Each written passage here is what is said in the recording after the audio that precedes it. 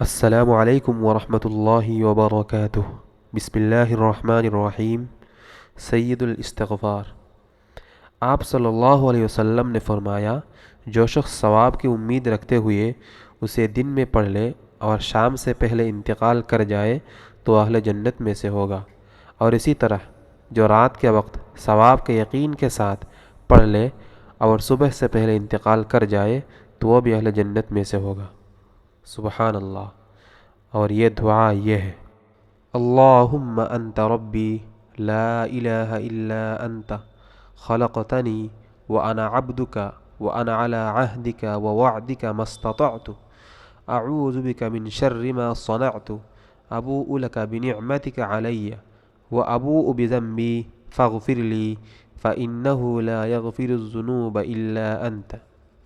ترجمہ: اے اللہ، تو ہی میرا رب ہے، تیرے سوا کوئی معبود نہیں ہے۔ تو نے مجھ کو پیدا کیا اور میں تیرا بندہ ہوں، اور میں تیرے عہد اور وعدے پر ہوں۔ جس قدر مجھ سے ہو سکا میں تیری پناہ چاہتا ہوں اس چیز کی برائی سے جس کو میں نے کیا۔